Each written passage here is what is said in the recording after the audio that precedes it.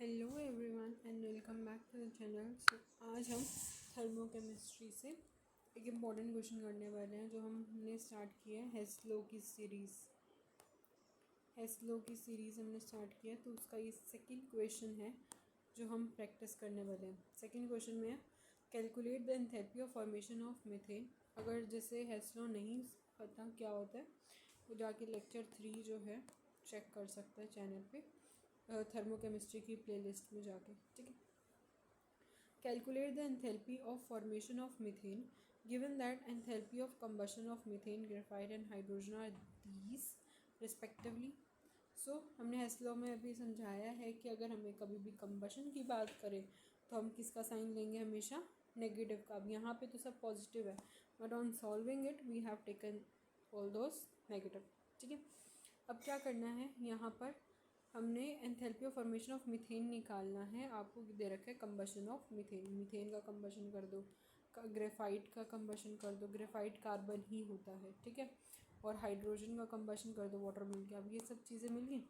अब हमें निकालना किसका, हमें मीथेन की एंथैल्पी निकालनी है, मीथेन की एंथैल्पी निकालनी है। तो कैसे करेंगे, C+2H2 कर देंगे। ठीक है। अब यहाँ कार्बन कितना है, एक कार्बन है, और यहाँ पे भी एक कार्बन है, तो हम +1 से मल्टीप्लाई करेंगे। तो ध्यान से देखना हमने मल्टीप्लाई किससे किया है। बस अभी ये थोड़ा सा यहाँ से इसे हटा दो, ये हटा दो, ये हटा दो। ठीक है। अब तो दिख रहे होंगे नंबर, ये +1 +2। ठीक है।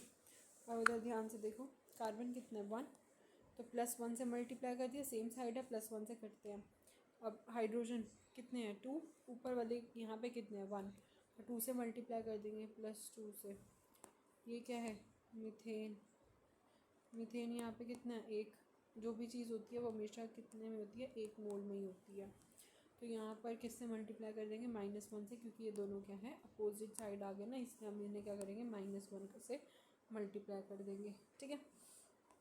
अब जब भी हम इन्हें -1 से मल्टीप्लाई करेंगे तो क्या होएगा, कुछ नहीं होगा।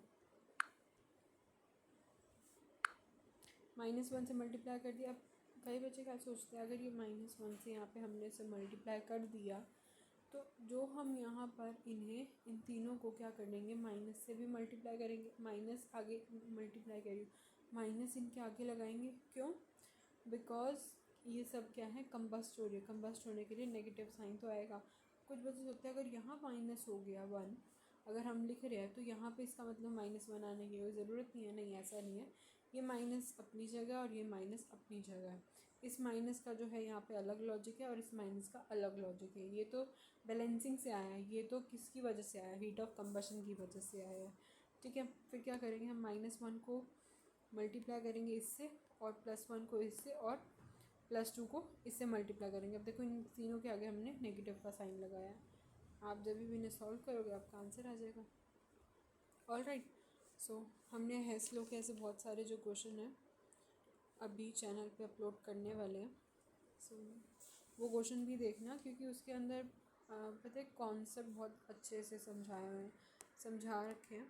कैसे, देखो अगर सपोज़ करो, देखो यहाँ कार्बन है और आपका जो एम है, जैसे यहाँ पर एम तो हमारा निकालने वाला ये है ना, ऐसे ही मान लो कार्बन यहाँ पे भी है। ठीक है। और यहाँ पे भी कहीं कार्बन है, किसी इक्वेशन में कोई भी रिएक्शन में यूज़ हो रहा है कार्बन। यहाँ कार्बन 2 है सपोज़, या मान लो 6 ही है, तो मान लो यहाँ पे आप 2 लगा दोगे और यहाँ पे 4 लगा दोगे, कुछ ऐसे करके भी सॉल्व कर लोगे। ठीक है, ताकि वो टोटल बन के क्या आ जाए, 6 आ जाए। और एक बारी आप ऐसे भी कर सकते हो, जैसे मान लो सपोज़ आपके पास ऊपर ऑक्सीजन है और यहाँ पर आपके पास कोई ऐसी और एक और मान लो कोई भी ऑक्सीजन का यूज़ हो रहा है।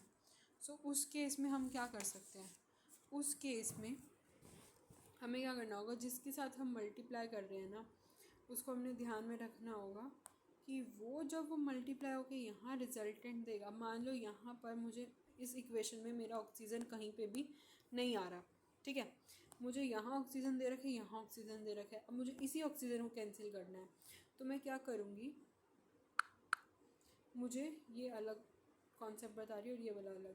तो मैं इसमें क्या करूँगी, अगर मुझे यहाँ पे ऑक्सीजन दे रखे हैं, यहाँ भी दे रखा है, लेकिन मुझे यहाँ ऑक्सीजन तो चाहिए ही नहीं, तो मैं यहाँ क्या करूँगी, जो भी किसी भी जो बाकी आगे इक्वेशन होगी उसको एक प्लस मान लो +2 से मल्टीप्लाई कर दूँगी, एक -2 से, या जो भी है आगे और भी तो चीज़ें होंगी, मान लो हाइड्रोजन भी होगा, हाइड्रोजन अगर होगा और उसको बैलेंस करने के लिए हमें 2 चाहिए तो मैं उसके लिए प्लस लगवा दूँगी, और एक और इक्वेशन में मान लो यहाँ पे फिर से हाइड्रोजन है तो मैं उसके लिए माइनस लगवा दूँगी, कुछ और ले लो, नाइट्रोजन ले लो, ठीक है, तो मैं उसके लिए माइनस लगा लूँगी ताकि ये दोनों आपस में कैंसिल हो जाए। अगर ऊपर ही हमें रिएक्टेंट में ये चीज़ करनी है तो हम प्लस माइनस से अपना काम चला के कर सकते हैं, लेकिन अगर लेकिन हमारा एक चीज़ ऊपर है और एक चीज़ नीचे है, तब हम क्या करेंगे, दोनों को प्लस करेंगे, ठीक है।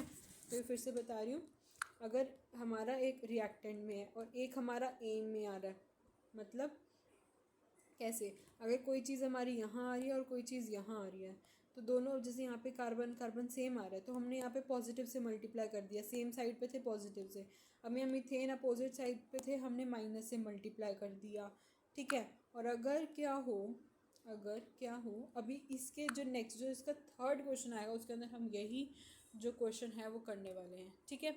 उसका नाम होगा the heat of formation of KCl, वो पूरा का पूरा नहीं लिखा जाएगा, तो heat of formation of KCl जो होगा इस हेस्लो का क्वेश्चन नंबर 3 वो देख लेना, उससे भी समझ आ जाएगा, ठीक है। सो क्या आएगा, ये वाला कार्बन वाला बता दिया, अगर मान लो यहीं कार्बन है और यहाँ पे भी कार्बन है, लेकिन इस इक्वेशन में हमें कार्बन नहीं दे रखा, तो मैं यहीं पे उसे प्लस माइनस करके जो भी है +3 और मान लो -3 करके उसे वहीं काट दूंगी, ठीक है। ऊपर तो प्लस माइनस आप कर सकते हो, लेकिन जब ऊपर नीचे हो तो आपको क्या करना है, सेम साइड हो तो प्लस और अपोजिट साइड हो तो नेगेटिव, ठीक है। सो इसके बाद इसका क्वेश्चन 3 ज़रूर देखना, दैट इज़ वेरी इंपॉर्टेंट।